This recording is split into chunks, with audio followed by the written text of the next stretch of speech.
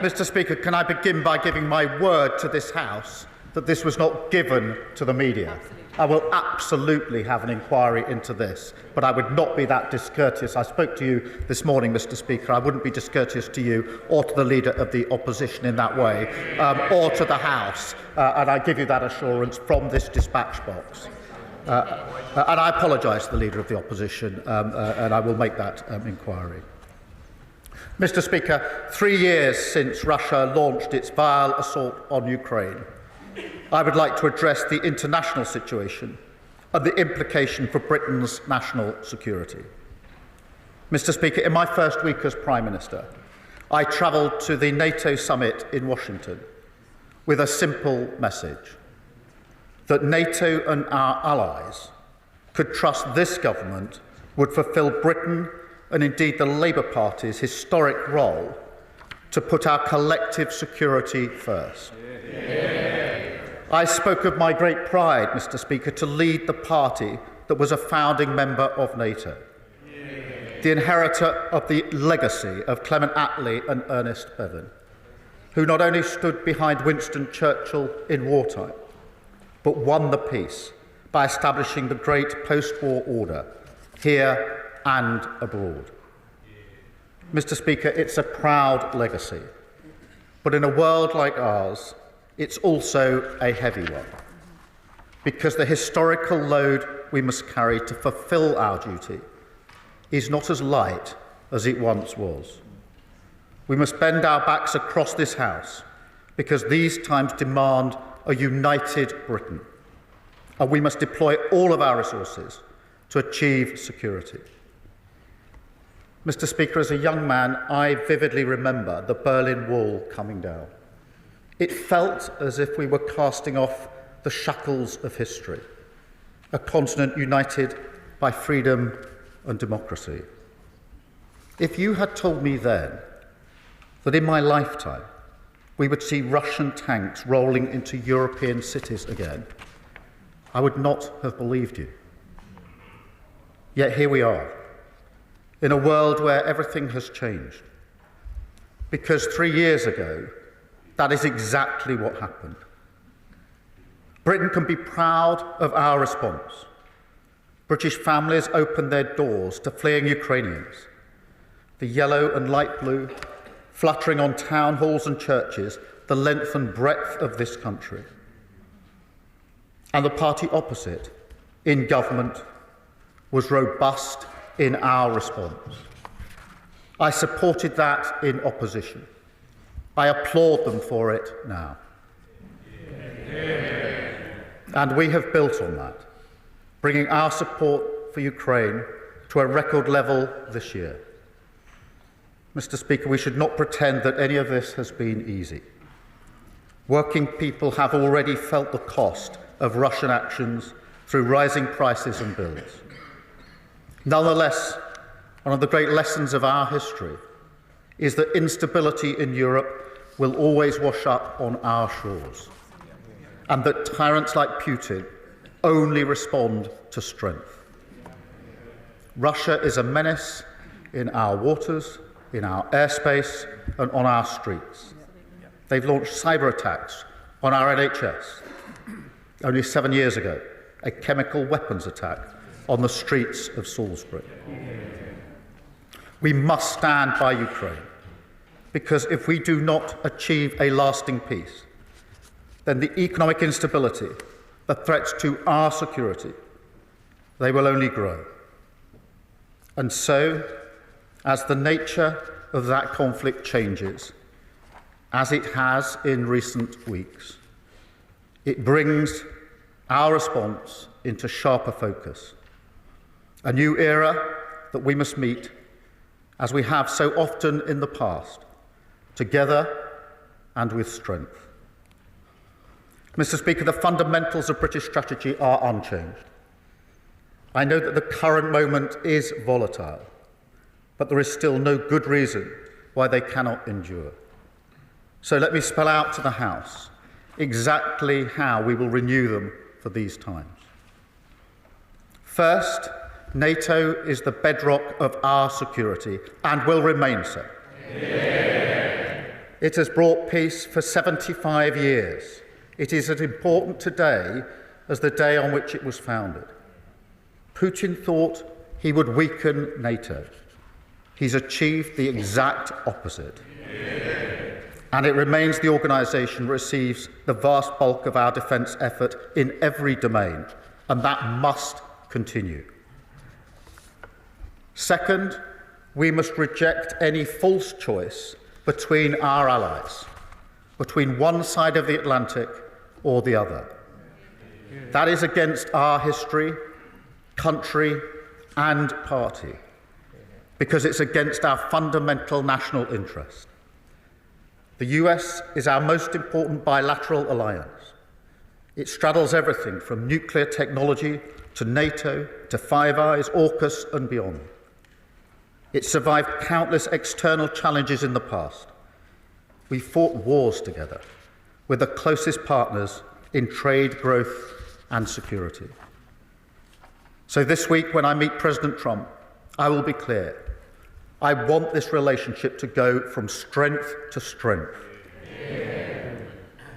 But, Mr. Speaker, strength in this world also depends on a new alliance with Europe.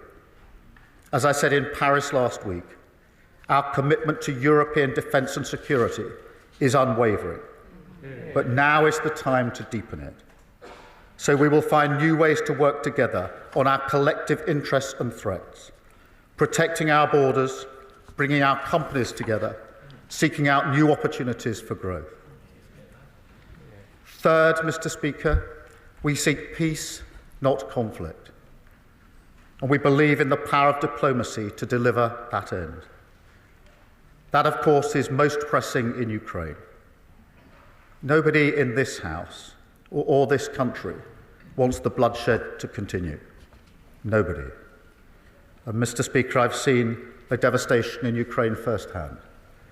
What you see in places like Bucha, that never leaves you. But for peace to endure in Ukraine and beyond, we need deterrence. I know that this House will endorse the principle of winning peace through strength. Yeah. So we will continue to stand behind the people of Ukraine. We must ensure they negotiate their future, and we'll continue to put them in the strongest position for a lasting peace. Fourth, Mr. Speaker, we must change our national security posture, because a generational challenge requires a generational response. That will demand some extremely difficult and painful choices. And through those choices, as hard as they are, we must also seek unity, a whole society effort that will reach into the lives, the industries, and the homes of the British people. I started this statement by recalling the era of Attlee and Bevin. And of course, this year we will mark many anniversaries of that greatest generation. We must find courage in our history, courage in who we are as a nation, because courage is what our own era now demands of us. So starting today, I can announce this government will begin the biggest sustained increase in defence spending since the end of the Cold War. Yeah. We will deliver our commitment to spend 2.5% of GDP on defence, but we will bring it forward so that we reach that level in 2027. Yeah. And we will maintain that for the rest of this Parliament. And let me spell that out, Mr. Speaker. That means spending £13.4 billion more on defence every year from 2027. But, Mr. Speaker, we also face enemies that are sophisticated in cyber attacks, sabotage, even assassination. And so our intelligence and security services are an increasingly vital part of protecting both us and our allies. So on top of the funding of 2.5% that I've just announced, going forward we will recognise the incredible contribution of our intelligence and security services to the defence of the nation, which means taken together we will be spending 2.6% on our defence from 2027. Yeah. But, Mr. Speaker, we must go further still. I've long argued that in the face of ongoing generational challenges, all European allies must step up and do more for our own defence. So, subject to economic and fiscal conditions and aligned with our strategic and operational needs, we will also set a clear ambition for defence spending to rise to 3% of GDP in the next Parliament. Mr. Speaker, I want to be very clear. The nature of warfare has changed significantly. That is clear from the battlefield in Ukraine. And so we must modernise and reform our capabilities as we invest. I equally want to be very clear that, like any other investment we make, we must seek value for money. And that's why we're putting in place a new defence reform and efficiency plan, jointly led by my right honourable friends, the Chancellor and the Defence Secretary. This investment means that the UK will strengthen its position as a leader in NATO and in the collective defence of our continent.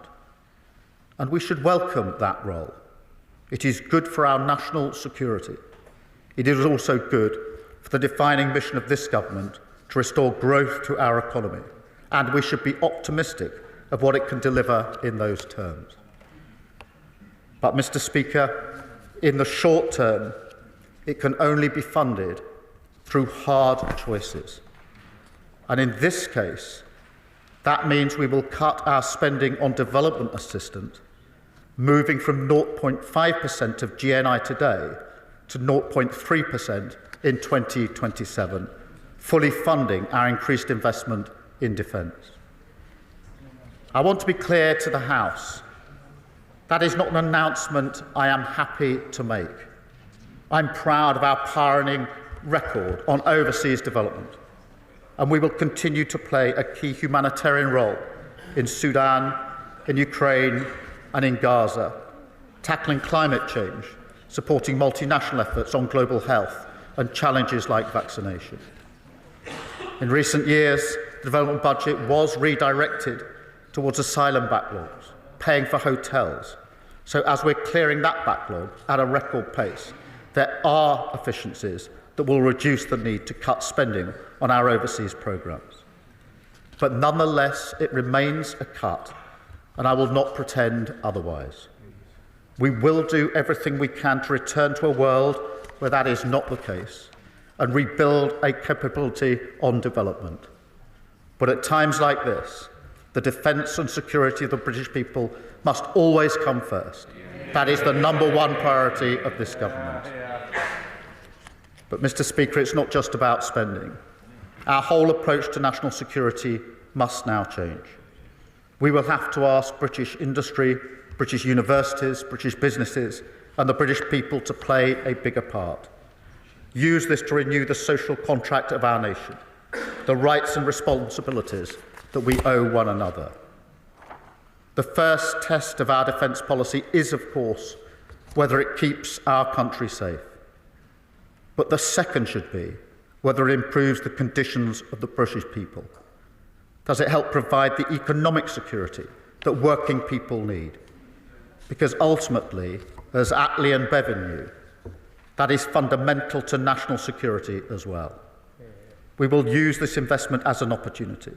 We will translate defence spending into British growth, British jobs, British skills, British innovation. We will use the full powers of the Procurement Act to rebuild our industrial base.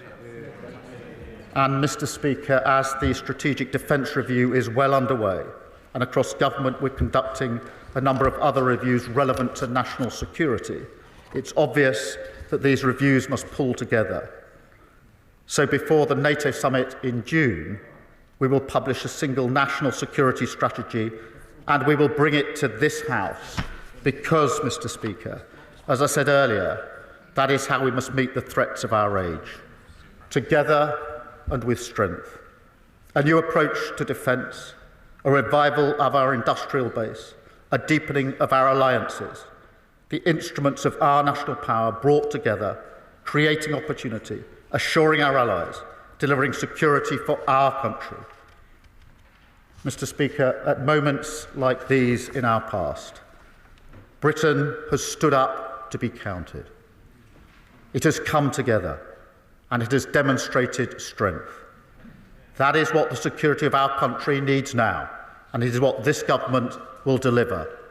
And I commend this statement to the House.